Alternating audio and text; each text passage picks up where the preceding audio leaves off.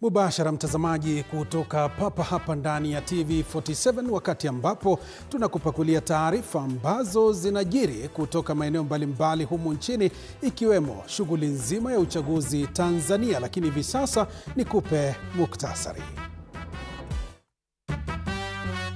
yajayo kwenye upeo wa TV47. Vurugu zaendelea Tanzania, shughuli ya kuhesabu kura ikiendelea. Sasa vurugu hizo zimefika Namanga, Kenya. Rais William Ruto asema kwa sasa hana mpinzani katika uchaguzi wa mwaka 2027, akisisitiza Raila Odinga tu ndiye angempa wasiwasi. Na Matiang'i ajiunga na chama cha Jubilee, sasa ndiye naibu kinara wa chama tayari kwa uchaguzi wa mwaka 2027. Na mtazamaji, sasa karibu tukufahamishe taarifa kwa kina. Wanakwetu wananiita Joashon Sare, mtafsiri kwenye lugha ya ishara ni Valin Owino. Moja kwa moja ni kwamba hali ya taharuki imetanda katika mji wa Namanga mpakani mwa Kenya na Tanzania baada ya maandamano kuzuka mapema hii leo kufuatia Wakenya kuzuiwa kuvuka kuingia nchini Tanzania.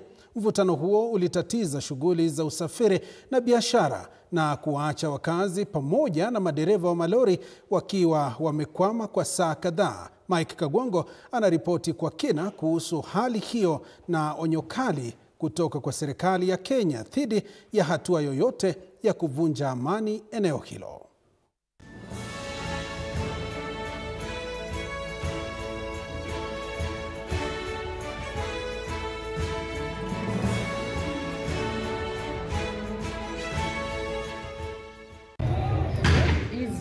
Katika kituo cha mpakani mwa Kenya na Tanzania cha Namanga, ambacho kwa kawaida huwa na shughuli nyingi, hasira na taharuki ziliongezeka Alhamisi asubuhi pale mamia ya wasafiri na madereva wa malori walipozuiwa kuingia Tanzania, hatua iliyochochea maandamano upande wa Kenya. Sisi hatuna uhusiano wowote na hiyo uchaguzi wa Tanzania, na imetupata kwa bahati mbaya kwamba imetuingizia hata sisi hasara. Hii maandamano, wale wanaandamana wanakuja huku, vijana wanachanganyikana, so Wakenya wanaumia, au maaskari wanarusha vitu huku Kenya, na inasababisha sana biashara iadhirike. Wakazi walilaumu mamlaka ya Tanzania kwa kile walichokiita kizuizi ambacho hakikutarajiwa na kilichozuia harakati za kuvuka mpaka. Waache kutupatia gas Kenya. Sisi ndio tunaumia ndio hivi. Sasa mtoto amepigwa kutoka juu. Maandamano hayo yaligeuka vurugu, vijana wakiwasha matairi barabarani huku polisi wakiingilia kati kutawanya umati. Ile njia utazuia kutoumia, msikaribia wapi? Mpakani. Pale kwa mpaka. Kenya ambaye imerushwa usikimbile ushuke, ukitaka kurusha wapi tena huko? Huko, sababu itakuumiza. Biashara na usafiri zilisimama kwa muda huku hali ya taharuki ikizidi. Kufuatia machafuko hayo, katibu katika wizara ya usalama Dr. Raymond Omolo amewaonya Wakenya dhidi ya kujaribu kusababisha vurugu katika maeneo ya mipakani.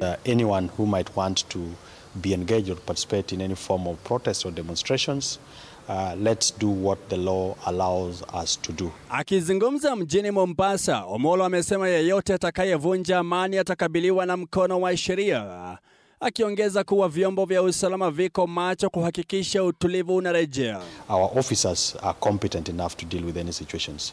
If there will be any inconveniences in terms of movement of cargo and people, I believe that the officers at our points of entry and exit must be able to advise those who are moving. Wakati wafanyi biashara wakihesabu hasara na wasafiri wakisalia kukwama, macho yote sasa yameelekezwa kwa mazungumzo ya kidiplomasia na usalama kati ya Nairobi na Dodoma ili kupata suluhisho la haraka na kuzuia mvutano zaidi. Mamlaka za Kenya na Tanzania zinatarajiwa kutoa taarifa rasmi kuhusu hali ya mpaka wa Namanga baadaye. Mike Kagwango, TV47, Nairobi. Tukiendelea kuangazia chaguzi za Tanzania, ni kwamba matokeo ya muda katika uchaguzi mkuu uliofanyika Jumatano nchini Tanzania yanaonyesha Rais Samia Suluhu Hassan akichukua uongozi wa mapema akiwa na kura nyingi katika mikoa minne iliyowasilisha kura hizo. Ila matangazo hayo hayajasitisha maandamano yaliyoshika kasi kwa siku ya pili, waandamanaji wakikasirishwa na kutolewa kwa wapinzani wawili wakuu wa Suluhu kutoka katika kinyang'anyiro cha urais. Sheila Chelangat na taarifa hii kwa kina. Jana usiku, wananchi wa Tanzania katika baadhi ya maeneo yaliyokuwa yameshuhudia maandamano mchana kutwa yalikuwa chini ya kafyu iliyoanza saa 12 jioni. Na huku hatua hii ikiwa imetazamwa kama ya kusitisha vurugu, waandamanaji Arusha, Dodoma na Mwanza walichukua usukani, maandamano yakiendelea usiku kucha. Samia hatuitaki. Na hii leo kwa siku ya pili, maandamano yalichacha zaidi kwa jirani nchini Tanzania. Maeneo ya Dar es Salaam, Arusha, Mwanza yakishuhudia maelfu ya watu barabarani wakiandamana kupinga uchaguzi ambao ulifanyika hapo jana. Lakini licha ya hali hii, tume ya uchaguzi nchini Tanzania ilianza kutangaza matokeo ya awali ya uchaguzi wa rais kupitia shirika la utangazaji nchini humo. Tume hiyo ilitangaza kuwa Samia Suluhu Hassan, mgombea wa urais kupitia tiketi ya chama tawala cha CCM, anaongoza kulingana na kura zilizohesabiwa, akiwa na 99.99% ya kura katika maeneo bunge 8 kati ya 272. Ubalozi wa Marekani nchini Tanzania uliripoti kwamba barabara ya kuelekea uwanja wa ndege wa kimataifa wa Dar es Salaam ilikuwa miongoni mwa barabara kadhaa kubwa zilizobaki zimefungwa. Nayo milio ya risasi ilisikika katika miji tofauti tofauti ikiwemo Mwanza, mji mkuu wa Dodoma na jiji kuu la Dar es Salaam ambalo liko chini ya ulinzi mkali, huku barabara kuu zikiwa zimefungwa. Kwa siku ya pili pia, Watanzania hawakuwa na huduma za interneti, huku maafisa wa serikali wakiagizwa kufanya kazi nyumbani kufuatia amri ya kafyu iliyotolewa hapo jana. Nayo bunge la Ulaya limeelezea wasiwasi mkubwa kuhusu uchaguzi mkuu uliofanyika hapo jana, likisema kwamba uchaguzi huo haukuwa huru wala wa haki. Katika taarifa ya pamoja, wabunge wa bunge hilo wamewasihi washirika wa kidemokrasia kusimama kidete katika kutetea demokrasia na haki za binadamu nchini Tanzania. Sheila Chelangat, runinga ya TV47.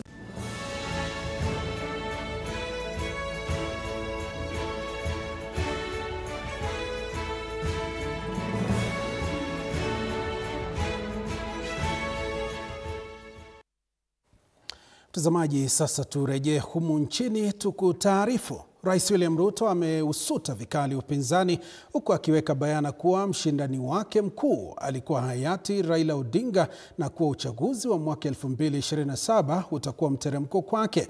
Akizungumza katika kaunti ya Kakamega katika ziara yake ya eneo la Magharibi, Rais Ruto pia amepigia upato serikali pana kwa kile anasema kuwa nia yake ni maendeleo. Elizabeth Mutuku ana mengi zaidi.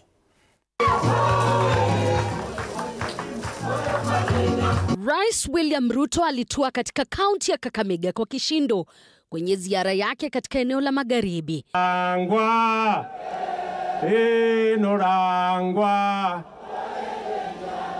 Rais akiwasuta vikali viongozi wa upinzani kwa kile anasema kuwa hawana ajenda yoyote na kuwa haoni ushindani mwaka 2027. Rais Ruto akiashiria kuwa atashinda uchaguzi huo bila ushindani. Ati wale watu tunashindana na watu ni wale? Yaani mtu ningeshindana na yeye ni Raila Odinga. Lakini sasa hawa nitawamalizia asubuhi na mapema. Very early in the morning. Wamepotea. Ama namna gani my friends? Ni kweli ama si kweli? Na sio kwa sababu ya bure, because they have no plan. They have no agenda. They have no program. They have nothing. Ni watu tu ya kuendesha ukabila, kupiganisha watu, kulete chuki, kulete hasara, kulete hasira. Na mimi nataka niwaulize ndugu zangu watu wa Malava, tushirikiane tufanye kazi pamoja. Siasa za serikali pana maarufu broad-based pia zilichukua mkondo wake katika mikutano hiyo ya hadhara, huku wandani wa chama cha ODM wakiweka wazi kuwa watasalia kwenye serikali sasa na kamwe hawana nia ya kuondoka. Vigogo hawa wa magharibi wakiashiria kumuunga mkono Rais William Ruto katika azma yake ya kutafuta kuchaguliwa katika muhula wa pili. Tutoke au tuendelee? Nataka nione wale wanasema tuendelee. Na sisi hapa Kakamega, nataka niseme hivi, sasa mambo ya opposition, never again shall we be in opposition. Never. Jana, kama mnapenda rais na mnasema William Ruto 2 term, lazima uwe na silaha ya kumpatia hiyo 2 term. Kila mmoja wetu achukue kipande, aenda ajiandikishe, mkuwe tayari kufanya kazi ya 2 term. Kuna buhungu 3 inakuja. Kama mtu iko nje, shauri yake. Your Excellency, we are assuring you as a community. Na mimi nikiwa mzee wa hii community, we will rally behind you. We will rally behind you. We will rally behind you. We will rally behind you. We will. Rais Ruto pia alipigia upato umoja wa kitaifa, akisema nia yake ni kuunganisha Wakenya na kuhakikisha maendeleo katika kila kona ya Kenya. Watu wa chuki, mimi nawaambia mambo bado. Mambo bado. Hii leo amezindua miradi mbalimbali ikiwemo miradi ya barabara ambayo anasema itabadilisha maisha ya Wakenya katika kaunti za magharibi. Kenya itawachwa nyuma kwa mambo ya maendeleo eti kwa sababu walipiga kura hivi ama walipiga kura vile. Sisi wote ni ndugu moja wa taifa moja, taifa la Kenya. Na ndio mimi nawauliza ndugu zangu watu wa hapa Butere, jameni, mkubali tuungane, tushirikiane. Ndio ile kazi ya muhimu ambayo mnatuuliza ya kujenga barabara, ya kuunganisha stima, ya kuweka madawa katika hospitali yetu na kushughulika na mambo ya kutengeneza utajiri katika taifa letu, tuweze kufanya tukiwa pamoja. Hali ya Mheshimiwa William Ruto. Lakini kwa kura hatukumpatia William Ruto ile 30% alikuwa anataka. Lakini yeye amejitokeza, amesema tugange ambayo yale yanakuja, tusahau yale ya zamani. Yeye anatoa pesa kujenga stadium, kutengeneza barabara, kutengeneza mahospitali. Sasa tukiwa kwa broad based. Ziara hiyo itaendelea hapo kesho katika eneo hilo. Elizabeth Mutuko, TV47, Nairobi. Tuendelee kuangazia masuala ya siasa. Aliyekuwa waziri wa usalama Daktari Fred Matiang'i ameingia rasmi katika chama cha Jubilee na kuteuliwa kama naibu kinara wa chama, huku akipata idhini ya chama kuwania urais mwaka 2027 kwa tiketi ya chama hicho. Ukaribisho wa Matiang'i ulifanyika wakati wa kikao cha baraza kuu la chama kilichoongozwa na Rais mstaafu Uhuru Kenyatta katika makao makuu ya chama hicho. Apollo Kamau na mengi zaidi. Shamra za ukaribisho wa aliyekuwa waziri wa usalama Fred Matiang'i zilitawala katika makao makuu ya chama cha Jubilee hapa Nairobi, baada ya Matiang'i kuidhinishwa rasmi kama naibu kiongozi wa chama na kupewa kibali na baraza kuu la chama kuwania urais kwa tiketi ya chama hicho katika kikao kilichoongozwa na kiongozi wa chama Rais mstaafu Uhuru Kenyatta. As NEC also have appointed Dr. Fred Okengo Matiang'i as our deputy party leader. We also received formally his application to be the presidential candidate or Jubilee presidential candidate, and the NEC approved, resolved that he now carries the flag of Jubilee Party as our presidential candidate. Matiang'i akitwikwa jukumu la kuwakilisha chama cha Jubilee kwenye mazungumzo na upinzani katika juhudi za kusaka mwaniaji mmoja wa urais ambaye atakabiliana na Rais William Ruto debeni mwaka 2027. Chama cha Jubilee kimeshikilia kuwa kingali kwenye muungano wa upinzani licha ya kushikwa kisheria katika muungano wa Azimio. Kikao cha leo, kulingana na wandani wa chama, kikiwa ni hatua ya kwanza kwa rais mstaafu Uhuru Kenyatta kuandaa Matiang'i kumrithi kama kiongozi rasmi wa chama. NEC approved, resolved that he now carries the flag of Jubilee Party as our presidential candidate, and even as he goes to the United Opposition, he goes there in that capacity, and also representing our party leader, or deputizing our party leader, and actually being the face of our party going forward, given that our party leader is not always available. Uteuzi wa Matiang'i sasa unaandamana na mabadiliko mengine chamani baada ya baraza kuu la chama kuwateua pia seneta wa Turkana James Lomenen kama kiranja wa Jubilee katika bunge la Seneti, mbunge wa Nakuru Town West Samuel Arama kama kiranja wa chama katika bunge la kitaifa, huku Kagwe Gishohi akiteuliwa kama mweka hazina wa kitaifa. Kikao cha leo cha baraza kuu ni cha kwanza tangu kikao cha wajumbe wa chama cha Jubilee na kufariki kwake aliyekuwa waziri mkuu Raila Odinga, ambaye alikuwa chaguo la Rais Kenyatta kwenye uchaguzi wa mwaka 2022. But we cannot quit Azimio. Quitting Azimio means the members of parliament who are holding various positions within parliament, they languish.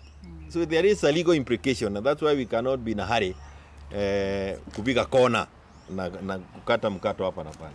Uhuru kwa mara ya pili atakuwa akikabiliana na Rais Ruto kumwondoa afisini mwaka 2027. Apul Kamau, TV47. Mtazamaji, mgombeaji wa ubunge katika kinyang'anyiro cha Malava kwa tikiti ya chama cha DCP Edgar Busiega sasa atamunga mkono mgombea wa kiti hicho kwa tikiti ya chama cha DAP Kenya Seth Panyako. Paul Kirobi anatujuza mengi zaidi kuhusu maamuzi haya. Mkutano wa chama cha DCP ulioongozwa na naibu kinara wa chama Cleophas Malala uliafikia Edgar Busiega kukubali kujiondoa katika kinyang'anyiro hicho. Edgar sasa akikubali kuunga mkono mgombea wa ubunge Seth Panyako ambaye ni wa chama cha DAP-K ili kupeperusha bendera ya mrengo wa upinzani. Hatua hii imeafikiwa chini ya mwezi mmoja tu kabla ya uchaguzi mdogo wa tarehe 27 mwezi ujao. Kumekuwa na lalama katika muungano wa upinzani kuhusiana na wawili hao ambao walionekana kama ambao wangegawanya kura za upinzani. Tumefanya ile scientific research tukapata kwamba ndugu yetu Panyako ako juu kidogo. Na vile vile Edgar pia alikuwa amejikakamua. Lakini tukipiga hesabu kwamba Edgar akifika kwa debe na Panyako afike kwa debe, sisi wote tutapoteza. Chama cha DAP-K kimekolea eneo hilo la magharibi ya Kenya na kina wafuasi wengi ikilinganishwa na chama cha DCP. Panyako aliwapongeza vigogo wa vyama hivi ndani ya upinzani akisema kwamba hatua hii itahakikisha umoja wa jamii ya Mulembe. Ukinisukuma mbele na mimi pia nitakusukuma wakati mwingine, si ndio? Kwa hivyo nina furaha kubwa kutangaza kwamba sisi kama jamii ya Waluya safari ya kuheshimika imepika kazi leo sana. Imeshika kazi kabisa. I want to thank everyone. I'll not fail to mention Governor George Natembeya, whom I serve as a personal lawyer and also as a county lawyer. Seth Panyako atakuwa na menyana na David Ndako wa chama cha UDA pamoja na wagombeaji wengine. Pia amepata uungwaji mkono na seneta wa Kakamega Boni Khalwale wa UDA, swala lililopelekea Khalwale kuadhibiwa na chama chake. Wiki 3 zilizopita, tume ya uchaguzi nchini iliwaondoa wagombeaji wengine katika kinyang'anyiro hicho. Paul Kirobi, TV47. Naibu kiongozi wa chama cha ODM na gavana wa kaunti ya Kisii Simba Arati akiandamana na mwenyekiti wa ODM Nairobi George Aladwa wameeleza imani yao katika uongozi wa seneta wa Siaya Oburu Oginga kuongoza chama hicho. Arati akipuzilia mbali madai ya migawanyiko chamani kuhusu uongozi wa Oburu na kusema chama hicho kitasimamisha mwaniaji urais wake katika uchaguzi wa mwaka 2027 baada ya mkataba wao na Rais William Ruto kukamilika. Arati amemtaka Rais Ruto kuwania urais kwa tiketi ya chama cha ODM na kutekeleza mkataba wa maelewano, huku Aladwa akitangaza azma ya kuwania ugavana Nairobi. William Ruto tunawakaribisha kuja katika ODM. Hata wewe Uhuru Kenyatta kuja wapi? ODM. Hata wewe Kalonzo kama unataka kuja wapi? ODM. Kama ukweli mlikuwa mnaheshimu baba na mlilia yeye vile mlilia yeye, kuja katika chama cha ODM, ndiposa baba mahali yuko atasema hawa watu ukweli walikuwa wananipenda. Washukiwa watano wakiwemo maafisa wakuu wa kliniki za kibinafsi katika mji wa Oyugis na wafanyakazi kutoka mamlaka ya SHA wamefikishwa mahakamani kwa madai ya kulaghai mamlaka hiyo ya afya zaidi ya shilingi milioni 17.5 kupitia madai ya uongo ya matibabu. Kulingana na mashtaka, washukiwa hao pamoja na wengine ambao hawakufika mbele ya mahakama walidaiwa kutekeleza njama hiyo ya Oktoba mwaka 2024 na Mei mwaka 2025 kwa kuwasilisha madai ya uongo ya matibabu chini ya kliniki ya Ake Prime mjini Oyugis, kaunti ya Homa Bay. Washukiwa hao Adha Otula, Rosemary Daraja, Peter Abuna, Robert Ingasira na Akprime Medical Clinic Oyugis Limited walifikishwa mbele ya mahakama ya Nairobi ambapo walikanusha makosa 10 ikiwemo kosa la kulaghai.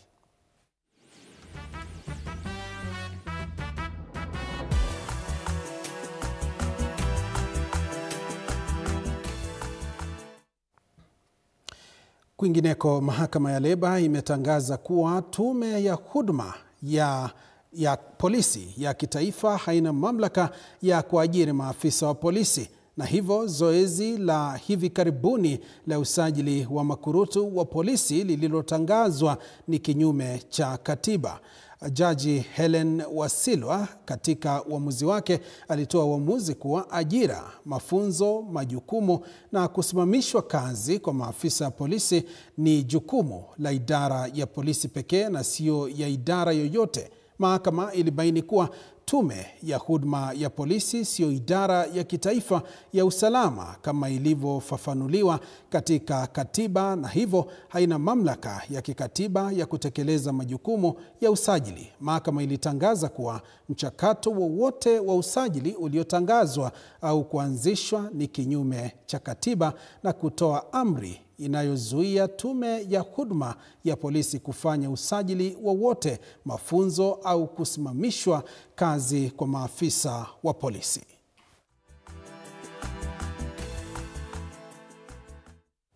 Mtazamaji, tuendelee kukutaarifu na ni vizuri zaidi uzidi kufuatilia taarifa hizi kwenye mitandao yetu ya kijamii. Uchunguzi kuhusu kifo cha Rex Masai umechukua mwelekeo mpya baada ya huduma ya kitaifa ya polisi NPS kupitia wakili wake Moses Kipkogei kushutumu ofisi ya mkurugenzi wa mashtaka ya umma DPP kwa kuharakisha hitimisho kuwa polisi walihusika katika mauaji hayo. Kipkogei alidai kuwa DPP aliagiza mamlaka huru ya kuchunguza utendakazi wa polisi IPOA kuanza uchunguzi saa chache tu baada ya tukio la Juni mwaka 2024 bila ushahidi wowote wa moja kwa moja, akisema hatua hiyo inaonyesha kuwa tayari kulikuwa na mtazamo kwamba risasi iliyomuua Masai ilifyatuliwa na polisi. Wakati huo huo, NPS na DPP zimewasilisha orodha tofauti za mashahidi kutoka hospitali ya Bliss na IPOA, hatua inayolenga kufafanua ni nini haswa kilisababisha kifo cha Rex Masai kilichotokea wakati wa maandamano ya kupinga serikali jijini Nairobi mwaka uliopita. Via letter, we have not seen the letter, and we also do not intend to leave any stone unturned. Earlier on, when we were starting these proceedings, we had requested the DIG to come and testify. He's also a very crucial witness in terms of some documents that we wanted from the NPS. A testimony recorded by the court. It sets out the justification why those witnesses ought to testify for the sake of truth and justice. Wakazi wa kijiji cha Waondo katika eneo bunge la Suba Kaskazini leo wameandamana kupinga kuachiliwa kwa washukiwa wanaohusishwa na ubakaji na mauaji ya mwanafunzi wa shule moja ya msingi eneo hilo. Brian Odhiambo na taarifa hiyo kutoka Homa Bay. Maandamano haya yamezuka baada ya mahakama kuachilia huru washukiwa waliokuwa wanakabiliwa na kesi ya ubakaji na mauaji ya mwanafunzi huyo ambaye mwili wake ulipatikana kichakani wiki chache zilizopita. Mwanafunzi huyo wa shule ya msingi katika kijiji hicho aliripotiwa kushambuliwa alipokuwa akitoka shuleni kuelekea nyumbani. Mwili wake ulipatikana siku iliyofuata na alibainika kuwa alibakwa kabla ya kuuawa. Tell us, why did they release suspect? They were just saying one raping, but murder they didn't say about. Na jana niligundua kweli serikali ya iko hapa Kenya ni serikali ya kutafuta tu pesa, sio ya kutafuta haki ya mtoto. Mnisaidie jamani. Wakazi sasa wakisema kuwa kuachiliwa kwa washukiwa hao kumewaacha wanawake na wasichana wa kijiji hicho katika hali ya hofu. We don't have any problem with the suspects. The only problem we have, if the suspect were proven innocent, now who are the killers of this innocent girl? Can the government produce the killers of this innocent girl? And by releasing the suspect to come and stay with us, what is the insecurity within the women in this community? Wananchi wanasema kuachiliwa kwa washukiwa hao ni kinyume na haki za watoto na wanawake. Watoto wamefunga shule. Kuna wamama wanatembea. Tutakimbia tukienda wapi? Tutatembea namna gani na washukiwa wamerudi area? Brian Odhiambo, TV47 kutoka kaunti ya Homa Bay.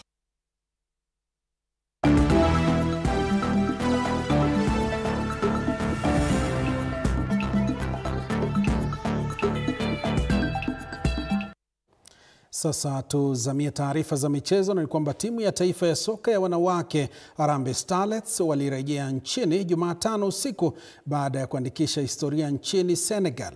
Kikosi hiki kilijikatia tiketi ya kushiriki dimba la bara Afrika mwaka ujao. Ripoti hii imezalishwa na Anet Washira na kutiwa sauti na Duncan Mutua. Mamilionea wapya jijini Harambee Starlets wamekabidhiwa hela zao rasmi na Rais William Ruto. Timu nzima ikijumuisha safu ya ufundi ilipokea shilingi milioni 1 kila mmoja baada ya kushamiri kwenye mechi za kufuzu. Hii ni pamoja na shilingi milioni 10 walizopokea baada ya ushindi wao wa mkondo wa kwanza dhidi ya The Gambia katika uga wa Nyayo. Nashukuru mafan na Wakenya wote wametuombea na president pia venye ametumotivate. Tumeshukuru sisi kama Magalchad ametuonekania pia Federation big up. Tumeshukuru nyinyi wote, bila nyinyi majamaa tuwezi. Starlets walirejea nchini kama mashujaa baada ya kuandikisha upya historia kwa kufuzu kwa michuano ya bara Afrika ya mwaka 2026 ambayo yataandaliwa nchini Morocco kuanzia mwezi Machi. Starlets walijikatia tiketi ya dimba la AFCON baada ya kuwabandua Tunisia na The Gambia kwenye mechi za kufuzu. Kocha Beldino Demba na kikosi chake watapimana nguvu na timu za hadhi ya juu kama vile Morocco, Algeria, Ghana, Senegal, Tanzania, Zambia na mabingwa mwaka 2022 Afrika Kusini na Burkina Faso. Hongera vichuna wa Harambee Starlets. Mashindano ya wachezaji ambao wanaishi na ulemavu na kuona tayari yamefika siku ya 4 leo nchini Uturuki. Kwa sasa Kenya imepata medali 13 kwenye mashindano haya. Ripota wetu wa michezo Boniface Kimanzi yuko nchini Uturuki na amekuwa akifuatilia na sasa ametuandalia taarifa hii.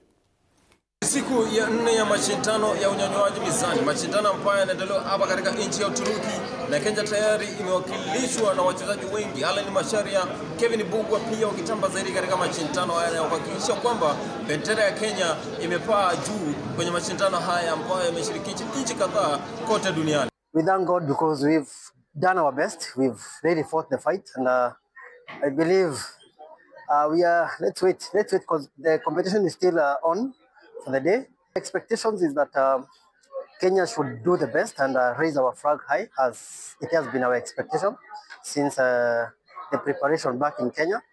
And having come here, of course, that means that the team that came here is the best team that was chosen to represent the country. So today we are expecting that we are going to acquire some gold, if not all. And yeah. Kwanza leo nimekuwa involved. Kwanza nimefurahi, nimeona exposure, nimebambika sana. Alafu competition ya opponents imekuwa way stiff. Wamekuwa mbele yetu na alot wamekuwa na point mingi sana. Alafu pia I think wako better funded, of which pia najua pia sisi tumekuwa well prepared. Yes. Imekuwa moto na tumepambana kabisa. At least tumetoka na medali 3. Place the best ningetaka. Nifurahi kwamba nimefanya my best. Nimebeat my own record. Mashindano haya yataendelea hapa nchini Uturuki kwa muda wa wiki 2 na Kenya tayari imeonyesha nia ya kushiriki katika mashindano haya, huku wachezaji wengi wakihakikisha kwamba bendera ya Kenya imepeperushwa katika mashindano haya. Na bila shaka mtazamaji wa runinga ya TV47, Radio 47 na TV47 Digital, nitakuwa naendelea kukuambia na kukupasha mengi kutoka hapa nchini Uturuki. Sina la ziada na kurudisha usukani kwako mwenzangu, nikiripotia runinga ya TV47. Mimi ni Boniface Kimanzi, niko nchini Uturuki.